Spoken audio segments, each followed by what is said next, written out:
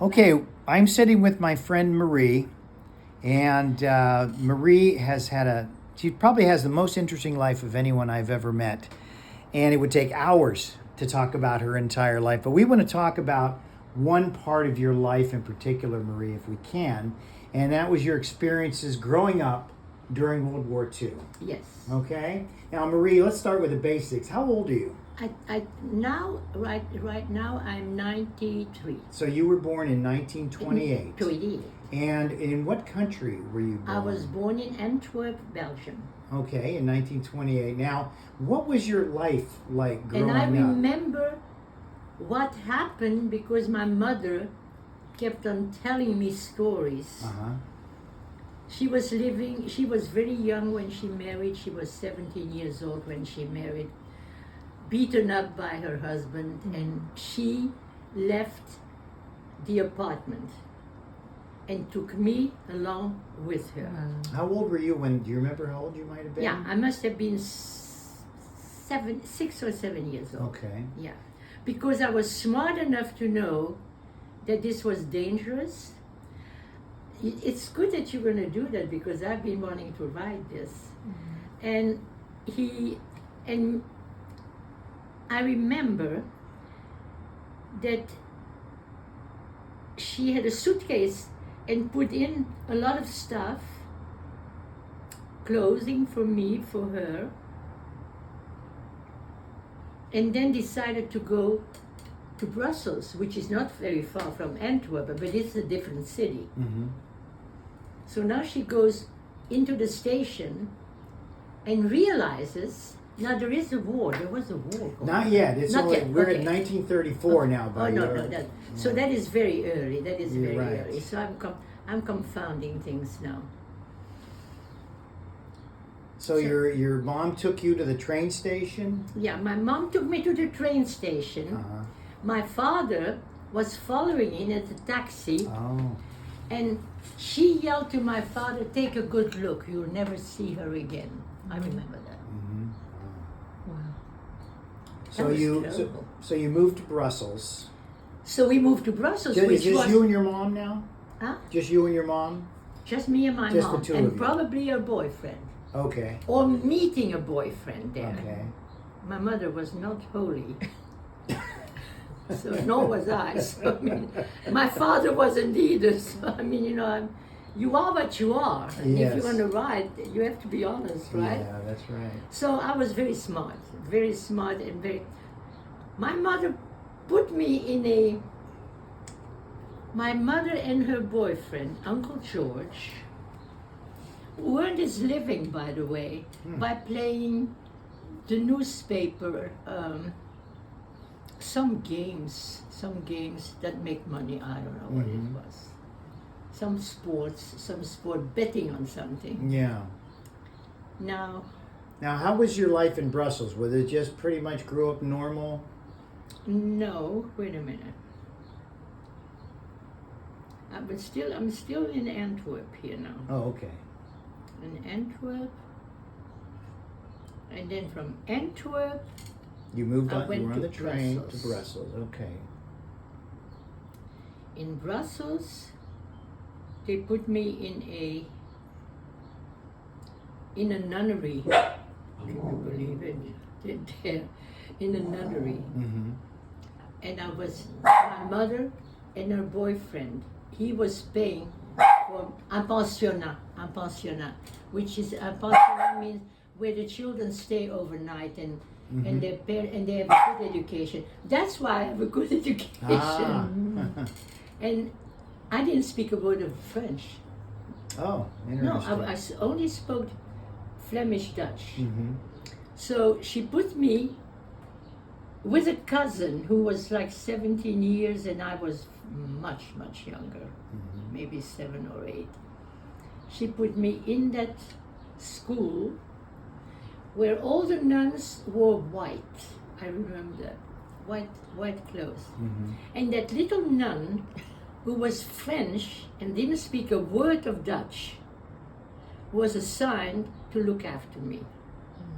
And that's how I spoke French Wow, so that's interesting. well, and Otherwise, I would never have. Not at that time, anyway. All right, let's fast forward to 1940. You are just turned 12 years old, and you were aware of the Nazis, the Nazi Oh God, threat. yes. My mother by that time opened up a cafe that was, how can I call it? With a few whores.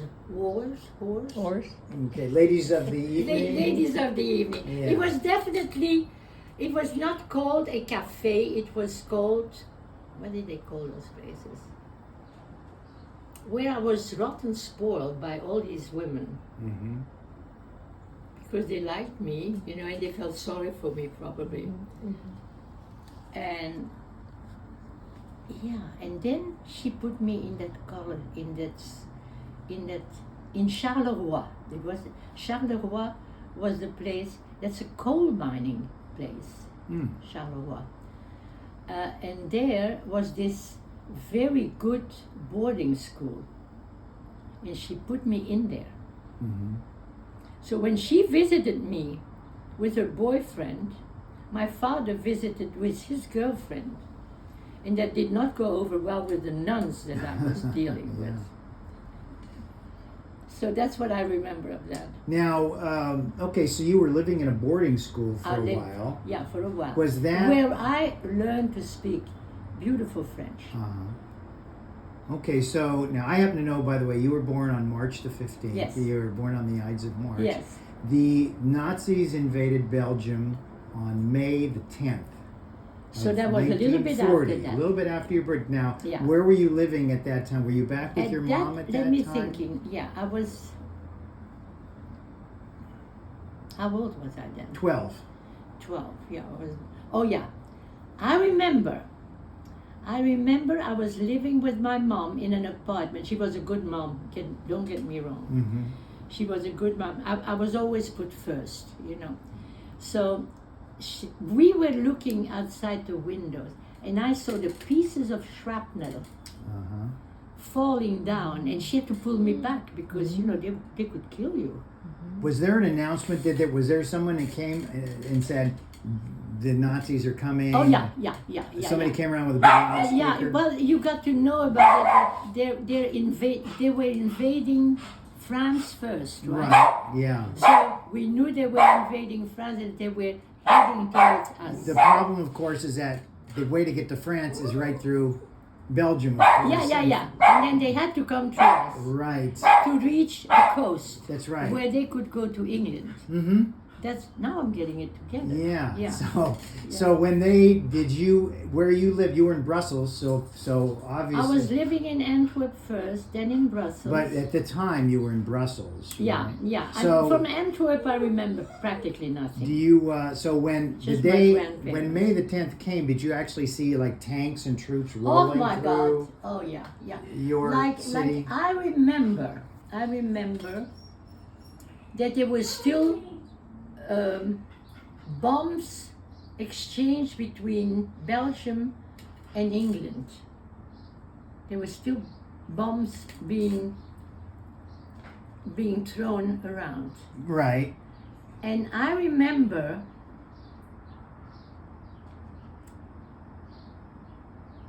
and every time that there was that was happening, there was a siren going on. Oh, it was. Well, Belgium actually had a pretty formidable army. Oh. They must have been fighting the Nazis. That must have been what you meant. They were fighting the Nazis. Right. And there I have a very strong remembrance of a young woman. I threw myself in the gutter. That I remember. This one day. This is one day when. Yeah, it was one day happening. was when those shrapnels were falling. You're right. And I was scared, but I was alone. I know that. And I lay down in the gutter, Mm-hmm. and somebody fell in front of me in the gutter, and there was a young woman who lost her leg. Who lost her leg. Then I don't know how I got somebody there for her. because she was being picked up then. She was still alive. She was still alive, but she probably they had to amputate that leg. Yeah, I mean, there was right, nothing else right, he could do. So okay, so where you lived, was that building damaged at all, or? Oh yeah, everything. You have no idea. Everything was flat. Wow. So Yeah. the building you lived in an apartment, I think you said, right? Yeah, I lived in an apartment with my mom when the war started. Right. Did that building sustain damage?